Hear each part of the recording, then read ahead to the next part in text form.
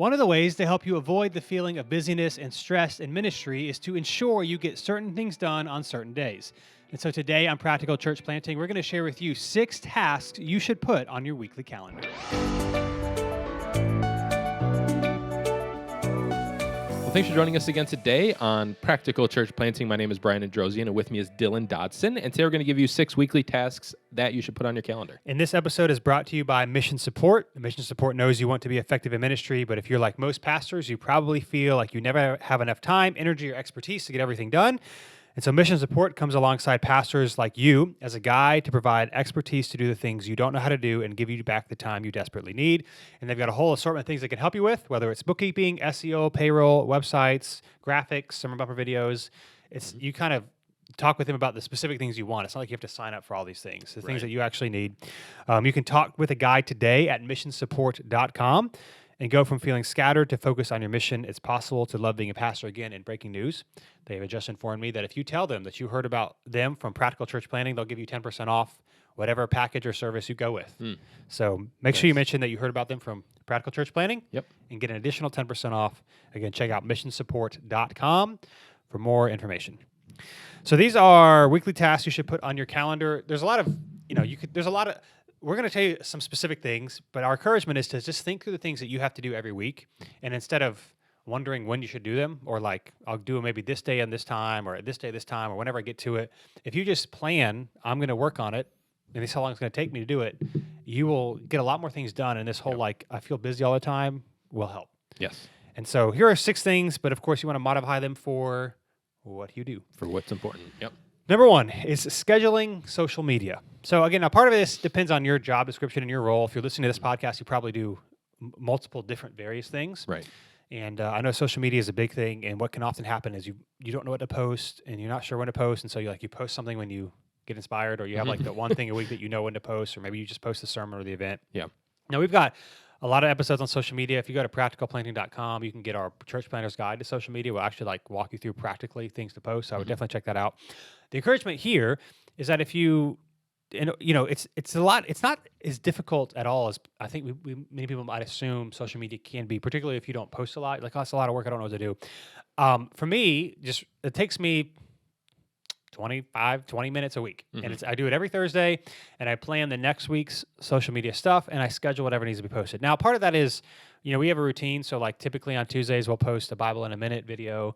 And on Thursdays, we'll typically post a message clip from the sermon. So some of these days I already know, I don't have to think, what should I post? So it gets easier like that. We use Sunday Social. I think .tv is the website. You can check them out. There's a lot of places where you can get social media graphics and ideas, which is really helpful. So check them out. But basically every Thursday, it's just on my calendar, or I have it in my task list, and I'll put on my calendar is social media. And so I will just plan. It doesn't really matter what you use. I use a software that has a calendar. I use Asana for it. I don't know why I don't use Asana for anything else, but I didn't know you still did. Because there's a calendar view, and it's just really simple. It doesn't matter how you do it. And I just plan that Thursday for the next week's social media, and then I schedule it, and then it's just done. Yeah. And it happens every week, and it ensures that we're going to have stuff to post. And again, you can check out Sunday Social and stuff like that if you need ideas. I personally use the Facebook scheduler, which you can schedule Facebook and Instagram posts and stories. And so that's all we do. Brian uploads the message clip and the sermon. And so he already knows to put those in there. So I don't tell him. And then I go to the computer. I have a reminder on my phone on Tuesdays and Thursdays at 11:45 a.m. to go, to post the sermon clip or the Bible in a Minute. So I go to the computer and just airdrop the Instagram, TikTok version of it. Yeah. So the stuff that you can't pre-schedule, but you need to post, or if you post an Insta story, you can't post a poll or a question, an interactive thing. You can't schedule those. And so I'll just set a reminder on my phone, and then it goes off, and it's whenever I check the reminder, I remember, on Wednesday, I need to post this poll on Instagram stories. But what I do on the Thursday before, though, is I schedule it out, and then I tell my phone, hey, remind me on this day at this time to do it. And that's what happens. The point here is just figure out the things you want to post and find a time every week to schedule when you're going to do it, and then it will actually happen. Yeah, I think one of the reasons that social media seems like such a difficult task is because I think a lot of people do exactly what you're saying, kind of waiting for inspiration or waiting for a good idea of something to post. Where honestly, it's for us, it's very it's every week's very close to the same thing. Obviously, we change what it is, like it's message clip from that week's sermon or graphics and things like that. Yeah. But it's like same days, same for most of it, same days, same times, and it makes life way easier for us. Because especially since we kind of do, like Dylan does most of the scheduling, but some of the stuff I edit, it's not like every week us having to be like, well, which day should we post this? Let's whatever. But you can do it the same time each time. And the thing about Facebook and Instagram, maybe this wasn't the case forever ago, but nothing is, nothing shows up for you chronologically anymore. Yeah. So I don't think it really, I mean, maybe someone can correct me, but to my understanding, I don't think it makes a big difference. Like it has to be posted at this certain time because everyone's, on their phones at this time, and so it'll show up for them. Where in reality, it's going to show up more for people that interact with it more, and less for people that don't, regardless of when you post it. And so it just makes life way easier. But if you have like a block on your time or on your schedule to schedule it out or to make those posts, then you don't have to sit there waiting for an idea or sit there waiting for like, I'm not sure what to do, or hopefully we get some today, and then today goes by and I didn't have a good idea, so hopefully let's try and post something tomorrow, and tomorrow I don't have a good idea either, and it just kind of goes and goes. And I think that's why a lot of these like churches or organizations just go forever without posting anything, because you're like waiting for a good idea to come, but it never comes. Yeah, so you can, I don't have the numbers in front of me, but we've done a couple episodes on different stuff you can post on social media. So I think in your podcast app, you can just like type social media and it'll follow. Or if you don't have the practical church planner's guide to social media from a website, you can get that. And here's what I would do. It tells you this type of stuff you could post. And so what you need to do is figure that stuff, and then every week schedule your time, put it in your calendar when you're going to do it, and then it just happens every single week, and it does not take a lot of time. But if you're like, I'll get to it today or tomorrow, I'm not really sure what to put, like, it's not going to work. And so you want to schedule in your time when you're going to schedule social media, and then more often you do it, the quicker it gets. Our social media is not the best in the world, but it's consistent, and that's the thing that we really want to impress upon everyone on this podcast. What you do doesn't have to be amazing, but you should be consistent at it. And so if we had someone that like was all about social media, like it would be better. Sure. Like they have different ideas, whatever. That's, but we're at least consistent with what we have, and it's certainly better than nothing. And a lot of people, watch it before they come, and people will say stuff like, oh, I was watching these videos on Instagram or whatever before we showed up. So figure out what you want to post, but schedule a time every week to actually schedule it, and then it will actually happen. And what I would say is like neither of us are necessarily like the biggest like experts in social media. I mean, but we have an idea of what works and what doesn't. And just for the simple fact that we have like that Dylan schedules it, that we have an idea of what to post each day. I don't mind saying this because Dylan's the one that handles it, so it's not me. I would say that our social media is probably in the top very small percent of church social medias. Not because we do anything great, but because it's consistent, because you can get a semi-general idea of what the church is like by looking at our social media, which is what most new people are looking to see. You can see what's happening, what's happening now. It's not old stuff. And so it's not that it's revolutionary, but it's consistent and it's decent quality. And just from what I've seen, just those two things put you, not that it's a competition between others, but puts you so far ahead to where if people are checking you out, they're going to see that things are like new, being uploaded now. People can see what the church is like, and it just takes just doing these small little things. If you post 4 to 5 times a week, every single week consistently, you will be in the top 1% of churches. Right. Because most people don't. Yeah. Like I was looking at a friend's church for some announcement they were doing, and I was on their Facebook page yesterday, and they post their live stream and like this podcast that they do on Facebook. That's all I ever post. Yeah. Maybe there's an event or whatever, but like that's all I ever post. And so again, the reminder here is not that you're going to get tons of engagement with everything you post, because you're not, especially if you're not massive. It's just, you're not. But when people are looking you up, if somebody's looking, nobody's really looking at your social media unless they're looking to come to your church. Right. If they're a part of your church, they might already follow you, but they're not. So when your stuff shows up in there, they might engage with it and like it, but they're not like on Facebook searching for your church's page, right? Because they already are part of your church. They see your stuff. But if you're new, you actually search it out, and when you see they never post anything, it's just a big disconnect, because a lot of people are very active on social media. So even if you're not, schedule it a couple times a week, and you'll be in the very top percentage of churches. Yep, for sure. And that's how it happens. So schedule in your weekly tasks. You should put a schedule. You should schedule your scheduling of social media. That's right. Number 2, sermon prep schedule or equivalent. So we've shared in various episodes of my schedule and that sort of thing. One of the best things that makes, for me, for example, that sermon prep doesn't like really stress me out is because I have a process that I trust that works for me, and I know things are going to be okay. and it includes getting ahead and talking through it with other people. But like I have this process where I do it the same times every week, Yeah. and it doesn't change. Like every single week, it's same time, same place. And so like now, granted, if the sermon isn't great that week, like that's like kind of a bummer. Like, but like I don't have to wonder like, is it going to be work? Is it work? Is it going to work? Is it not going to be terrible? Whatever. Again, I'm ahead a couple weeks, so that makes it. You don't have the pressure of like this week you have to figure all this stuff out. Yeah. But because I have a schedule, it happens, and it always happens in the allotted time I give it. I mean, over 90% of the time, it happens at or less than the sermon prep schedule that's in my calendar. Yeah. And because I have set aside time, like I'm going to do these hours every single day, every single week, like I just know it's going to happen.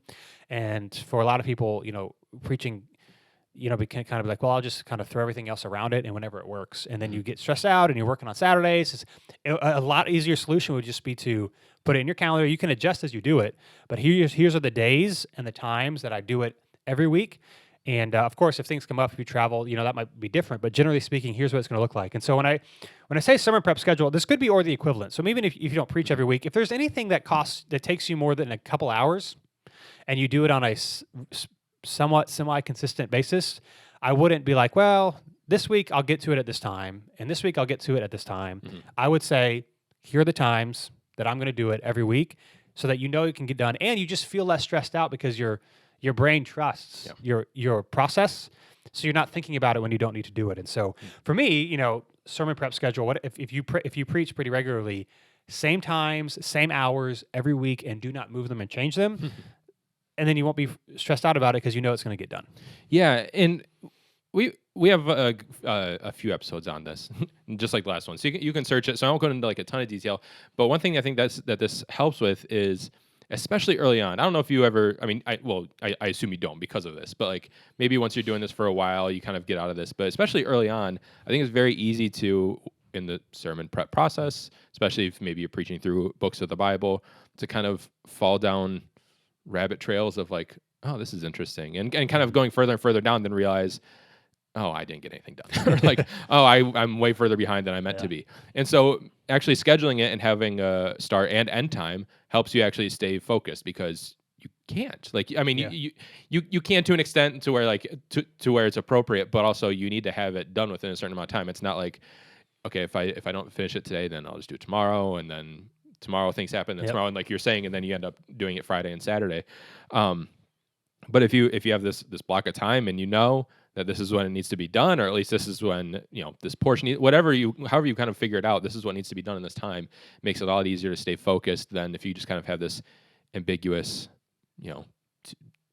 Monday, Tuesday mornings or whatever. I'll work on it until I'm done working on it, and then I'll move on. And then that ends up being the whole day, and you end up somehow getting less done in more time. Yeah. And it's like, too, I mean, even like, well, I'll do as much as I can today, and then whatever I can't finish, I'll finish tomorrow. Well, when you finish work for that day, you're thinking about it. Yeah, because you don't like, your mind doesn't trust that you're going to get it done. Now, if you have it set up, maybe you have 2 hours on Monday, 2 hours on Tuesday, like you have it specifically set up, I'll do as much as I can on this day, and then I'll do this. Like, that's different than, well, I'll do as much as I can today, and whatever I can't get done, I'll just try to finish it tomorrow. That's not a good system. Right. And so whatever it looks like for you, I personally wouldn't recommend trying to study and write your entire sermon in one day. I just don't think that's good and wise, and it's just hard. So for whatever it is for you, I've shared my routine in previous episodes, so I won't get into it now, but I have a schedule where I do almost every day certain things, and I know it's going to get done, as opposed to, well, whatever happens today is great, and then we'll get to it tomorrow, and then get to it the next day. That's just not helpful. For Put sure. on your calendar, do it at the same time every week. They help you get it done and feel less stressed. Number 3, writing your newsletter. So by newsletter, your email to your church, whatever that you want to call it. We recommend doing one a week, and just one every single week. And if there's a special thing, you can do a second one, whatever. But just know the more emails you send, people just aren't going to read it. They're going to unsubscribe, or they won't unsubscribe. They just will never open it because it's just a lot. And so I would recommend sending one a week, but actually sending one every single week. So this goes back to just this, like the social media and all these things, doing it consistently. If you do anything consistently, you're just above most people.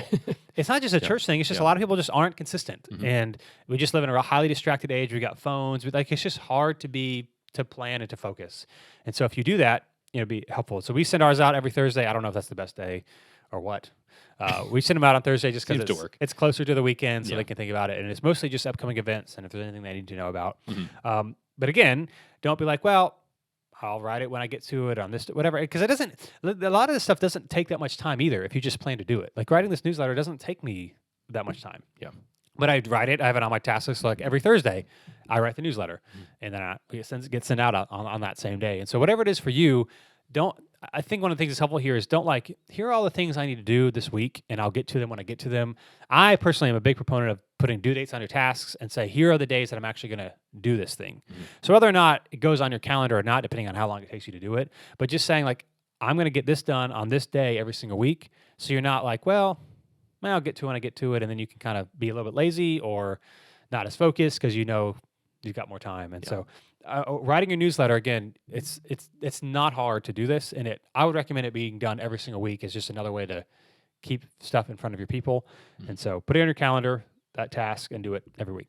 And to me, this one kind of goes back to similar to social media, where if it's not scheduled to do every week, right, you could easily not do it because you may feel like I don't have anything super important to put in, or I don't really have any new ideas for the newsletter. We don't have an event coming up in the next couple weeks, so we'll just push it off or whatever. It might not seem as urgent every single week. Where if it's in your schedule, you just do it, and it's kind of like as simple as that. If it's in your schedule, you just do it regardless of if you feel like it's the most important week for it or not, because that's how you get consistent. Where if you're just doing it as you kind of think of things, then you're going to go times without it. Because I mean, even with us, with everybody, every single week isn't the most important week for the newsletter. Obviously, different times of the year have more important things.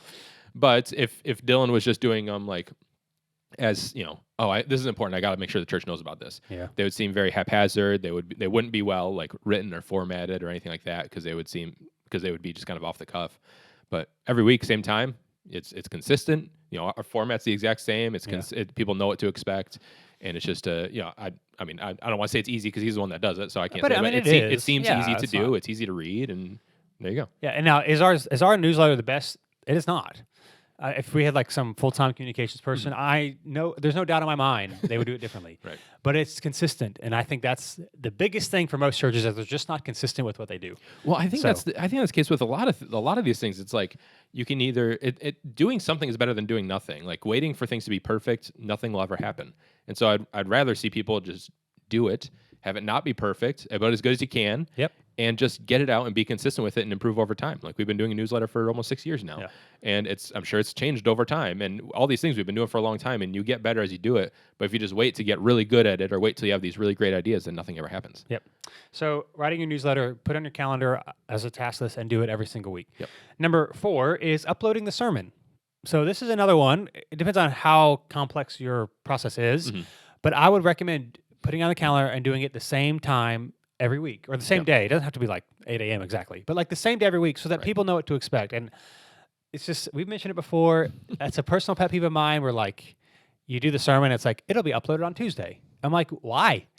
Especially like, here's how we do it. So I upload the audio on Sunday. It takes me 10 minutes. I mean, to do the whole thing. It's not complicated at all.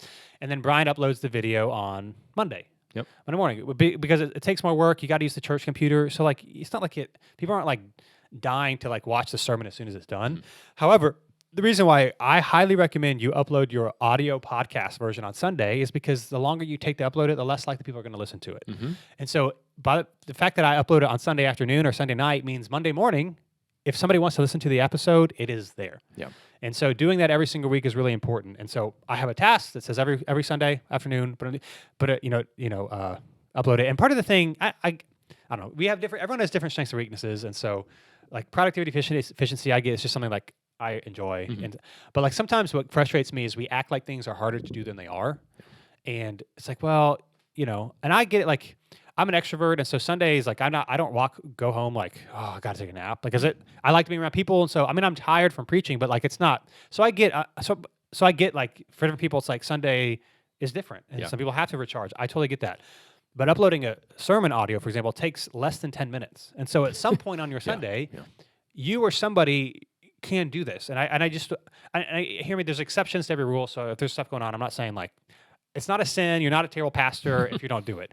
I just think it's unwise not to upload your audio on Sunday. And it's the same thing with like this newsletter or the social media is, I think a lot of times we get in our own way because we're like, well, I don't know what to post. I don't feel like doing it right now. And then we unintentionally are really inconsistent. And some of the stuff, if you just say, hey, I'm going to do it on this day, it will happen. So it's not like I upload the podcast at 1 p.m. every Sunday or 4 p.m. every Sunday. On my task list, we use Todoist. I have due dates on all of them. That's one of the things I do every Sunday. So at some point on Sunday, I will upload the sermon. It doesn't take a lot of time, but it's there. And then every Monday, Brian uploads the video on YouTube, and then we put the video on our website. And it's just like, it's a consistent thing, and it happens. And if it's just, again, if it's like this, I'm going to do it at some point this week, and it's super inconsistent, so you might forget it on accident. Yeah. Something might get deleted. You might lose the audio file, whatever. So I'd recommend on your weekly task uploading the sermon, whatever it looks like. If it's audio and video, and there's separate things, whatever. But just having a due date to make sure you're doing them on the same day every week. And okay, so I didn't care about this for a period of time, but I've become, I don't know if you're like this, I've become super cognizant of when podcasts are uploaded each week, of the ones I subscribe to. You do. And like for a while, it was just like, oh, I'll listen to, if it shows up, it shows up. But over time, I know Mondays are these ones, Tuesdays, Wednesdays, practical church planning. Obviously. And so there's I don't have like outside of New City any like churches I listen to every single week, but I have a couple I subscribe to that I'll like grab it occasionally if I have extra time in the car. And I know a few of them when they upload, but I also have one or two that don't. I mean, I don't say don't ever, but it's really inconsistent. And like sometimes it's like Sundays, sometimes it's not for a whole week. And sometimes it's missed, which like I get mistakes happen. We've had, especially early on, we had a lot of weeks like that where we'd forget to record or something like that. But it's like I'm not at a stage where like I'm trying to like follow them closely. But if I was, that would be really tough, because like I know, and if I have like a handful of podcasts I listen to every single week, and if any of them miss a day, like I notice. And it's like, this stinks. What in the world? And I'm almost like, should I email them and let them know it didn't go up? But like I notice it. And so what I've learned is if you notice something, you're probably not the only one. And so people will want to listen to this, whether it's people at your church that miss on Sundays or family or whatever it is. And so yeah, it can go up every Sunday. And I would say if for some reason that I don't know of, if for some reason Sundays just cannot work, make it be Monday, but also just make it be the same every single week. Don't have it be just when I think about it.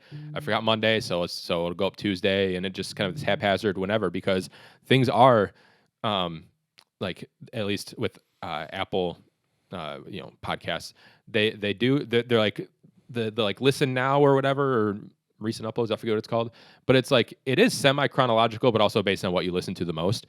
And so if it's something you listen to often and they upload something new, it's going to show up right up top. But if you don't, for me, like if it doesn't get uploaded on Sunday and it gets uploaded on Tuesday, I may have something that I listen to more often that gets uploaded on Tuesday that'll bump it out of the first couple, and I might not scroll all the way through to find it. And so, long story short, consistency every single week, same time. It should be Sundays, but if it can't be Sundays for whatever reason, just make sure it's the same day every week so people can plan around it. And we don't have hundreds of people listening to New City Church podcast. No, right. But if you miss church, and you're more likely in the beginning of the week to want to listen to it than later on. Because you're like, well, whatever. Sure. And so that's why we try to get that on right away, as early as we can on both of those, so that people, if they want to find it, they can, as opposed to if they feel like searching for it and it's not there, the chance of the fact they have a less chance of trying to search for it again. They're just like, it's not there, whatever. Now catch up next week or something, and then they won't listen to it at all. So, uploading your sermon, these are weekly tasks. Put on your calendar and make sure it happens. Number 5, looking up new givers and then following up. So this is something we've done inconsistently in the past, but now I've brought it back and it's consistent. Is looking up new givers and then following up with them. So again, we encourage, like, some people are like, well, I don't look at what people give. I think do what you're convicted of doing. I encourage pastors to look up their givers. Not like every single week, like what people give, but it's just helpful to know. It's helpful to know what people give. I mean, it's a sign of where they are following Jesus. I mean, people talk about everything else in their life. So if they're going to talk to you about, their sex life and their addictions, whatever, it's like, well, then you can talk about money as well. Right. And so sometimes people are really upset with things, and it's like, well, do they give financially? Not to say that you wouldn't care for them either way, but it's like I've noticed that sometimes people get really upset with things and they're not bought into the church. And it's like, well, it's different. And so, and it's not like I'm like looking, I actually like never really look at it really. I never go out of my way to look at it, but if I need to look at it, it's there. And it's also really nice if like last week I was looking up, some givers, and I saw someone gave a much larger than normal gift. And so I sent them an email and said, thank you. And they probably don't, I mean, it's not going to change really anything, but the fact that it was noticed, I think people like care. Yeah. Like they're going to be generous anyway, but it's like, especially if you give large amounts of money, to never get feedback. It's like, do they notice this? Is it going anywhere? Right. And so what I do, we use Subsplash for our online giving. Most people that give for the first time aren't giving in person anymore. Oh, right, Particularly, right. particularly with the large age demographic at our church. And so every Tuesday I have a task where I go on Subsplash and I look up any new givers this month, and I have this email that I have saved, and I just copy and paste it, and I email them, basically, hey, thanks for giving. Your giving makes this happen. Just so you know, every quarter we send out a financial update. And I say, like, if you ever have any questions about anything that's going on financially at the church, please let us know. Yeah. Just to let them know. No one's ever said any. No, most people never even reply to that email. But the fact that they got it, it's like, again, we're doing everything we can to be proactive with your finances, and I think it makes them trust us. Yeah. And so that's what I would do. Look up new givers, have an email, and I say thanks for. I don't know how my email actually is, but you gave for the first time recently or whatever. Right. I will say there are times where I've done this and it's like someone who's been coming for a while and it's their first time on Subsplash, and I'm like, is this really the first time they give? Yeah. So we run all of our money through Planning Center. So then I do go on Planning Center and just double check, like their spouse or them haven't given before. This happened like a couple weeks ago. I was like, really? Is this the first time? And so I wanted to make sure before I sent that email. Yeah. Yeah. And they hadn't given on Planning Center either. So I would look up new givers, and then I would just create like this little email, 5 sentences long. Thanks so much for giving. Your giving makes X happen. Here's how we follow up, and just say if you ever have any questions, just I don't know, it creates like a trust. And I think it just says a lot. It's like, I gave for the first time. For a lot of people, it's the first step. Sure. I mean, most people don't give and don't give consistently, and so just to be acknowledged that it happened, I think speaks a lot, and I think people appreciate that. So. Yeah, and I think it can feel awkward. I mean, I don't know about you. Well, we kind of started doing this a little further on, so probably didn't. But if you're like just starting out, maybe you feel awkward contacting someone if it's their first time giving or talking about money, which I think we're in the position that you shouldn't. But if you do at first, it'll feel more awkward. We shouldn't talk about money? You shouldn't feel awkward about it. Sorry. No, you shouldn't feel awkward. Sorry. But I think it'll feel more awkward if you do this super inconsistently. In other words, if you just kind of do it when you think about it, then it's like, oh, this person gave a really large gift, but I didn't catch this person. Not that anyone's like talking to each other about who got the email, but at least just, I don't know, maybe it's just my personality, but personally, it can get feeling awkward if you're just contacting people kind of here and there when you catch them, because then it seems like I had my eyes on this specifically. But if it's just everyone, and, obviously the person getting the email doesn't know any difference, but maybe it'll help ease your conscience a little bit. But if it's just a blanket to everybody, then you don't need to feel any awkwardness because every person's getting it. Yep. You can, and if anyone, which we've never had, and I doubt you ever will, but if anyone's like, oh, that says something back, you can just tell them, hey, this is something that goes out to every new giver. It's not like I had my eyes specifically on you, but I don't think you're ever going to get that response, honestly. And I think people, so whether it's $50 or $500 or whatever, they get the same one. And I think it's, I don't think the average person, I think a lot of people would assume that the pastor knows people give, because at small churches, at least, like, you don't have very many staff. And so you have to have people that are running the books and are making these financial decisions. So it's like, oh yeah, that makes sense. Sure. Yeah. So, but it really happened. I mean, this really helped. I'll just say it. So a couple weeks ago when I was looking at new givers, we had a young couple at our church give us a $5,000 donation. It wasn't their first time, but it was like way more than normally do. Yeah. Yeah. And because I was checking this stuff, occasionally, like when that happens, like that's a substantial amount for someone in their 20s who has typically not done that at our church, to say, hey, thank you so much for that. I think it's just, I don't know, it can feel like, they know, obviously people know that we get their money, but it's just kind of, I don't know, when people do anything else generously with their time, or if they serve someone, like, we go out of our way to say thank you. And some people, do that with their generosity. And so I think just acknowledging people is a good thing. So I would recommend, I do it at Tuesday, it doesn't really matter, but set it up. If whatever you're online, however you give, you can figure it out. Just look and see if there's any first-time givers. Yeah. Subsplash makes it easy because it literally says first-time givers in whatever time frame you want. Yeah. and then just send them an email, say thanks. I think it's like just being honest with people, because you are thankful, and so why not tell them? Yeah. Like in that case, we're thankful that happened. So people like to be thanked. Why not just say thank you? And they don't need to respond. I don't know if they did, but there's obviously no need for them to respond. But just nice to let them know what you're actually thinking. And you are thankful, so why not tell them? So look up new givers and follow up. I would just put that on your do it same day every week. Make sure it happens.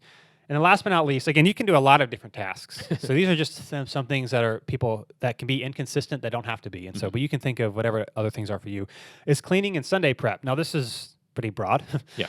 Like for us, for example, since we have our own space, there's like certain cleanings we do at certain times to make sure it happens. So like for me, I'm in charge of the auditorium. So I straighten the chairs. We have Bibles and Connect cards in all of our in the seats in the back. I don't do that because we have churches that rent our space on the weekends. Right, yep. So I wait till Sunday morning. I wish I didn't have to, but this is what it's worth. It's worth the rent Yes. check from these Yeah, people. true. But like I'll straighten the chairs and I'll vacuum. And I'll just take all the trash out in there and just make sure it's presentable, so that you're not having to start from scratch on Sunday. Now, if you're portable, maybe if there's anything really, when we say Sunday prep, if there's anything you can do ahead of time, you should try to find a way to do it. It's like another thing that we do is we have sermon handouts, fill in the blanks, not Yep. for anyone that wants them. And so, we used to print them out Sunday mornings. And then it's like, well, we don't have to print these out Sunday mornings, especially since my sermon prep stuff is ahead of time, and so we got a way of doing it. And so Thursdays, they get printed out, and so it's just not something we have. If you don't have to wait to do it, especially because like the printer could not work or something could go wrong. Right. But if there's any like cleaning, if you have your own space or prep that you can do before Sunday, I would just plan on putting it on your calendar Thursday, Friday, whenever your last typical work day is, and making sure you're getting it done. Yeah, it just makes we've had various things that we've saved to Sunday morning over the years, and we just found that the more things you can do during the week, the less stressful Sunday is. Like, you never know what is going to go wrong on Sunday, and most weeks nothing. Like, most weeks is fine, but if something breaks or if something's not working right in the auditorium or something, that's just one less thing to worry about and one less thing to stress out about. And so it's whatever you can do earlier. And we do this in other ways too, like our Pro Presenter stuff. Again, this is why we harp so much on getting ahead on sermon prep. So like, you don't have to be last minute with all these things. But our worship guy puts it in on Wednesdays, all my notes, and then Thursday after I go over my sermon again, I'll tweak and edit it and make sure. Normally there's like a couple things I might change, but at least it's all there. Right. And then Sunday morning, it's very rarely, unless I need to add like some picture or something, like it's typically done. Yeah. And so whatever things that you have coming up that you can do, whether cleaning or prep wise during the week, thinking through getting them done, not Sunday mornings is what we recommend. Yeah, exactly. I mean, I think especially if you're portable. I mean, regardless, but there's so much to do if you're portable on Sunday mornings that even if you have volunteers to do it, you don't need to. There's no reason to add things to Sunday morning if there's no need to. So as much as you can do during the week. Yep. So if you have your own space or whatever, clean it before. I mean, we obviously do stuff Sunday as well, but it's just a little gets it ahead of time and that sort of thing. So cleaning and whatever Sunday prep, put it on your calendar. Put a date that you're actually going to do it, not just I will do it at some point this week. Yeah, true. And you're much more likely to get it done consistently, which is really the point of all of these things. Yeah, exactly. Yep. So those are our 6 weekly tasks you should put on your calendar. Again, this episode is brought to you by Mission Support. So check out missionsupport.com and tell them you heard about them on Practical Church Planting for 10% off. We also mentioned our Church Planter social media guide. You can get that at practicalplanting.com. Just put your email in and you'll get here's something you could do. And if you are on Facebook and you're not yet joined, make sure you join the Practical Church Planting Facebook group. We got a lot of people in there, and you can get a lot of questions answered. And that's it for this week. We'll be with you next Wednesday on Practical Church Planting.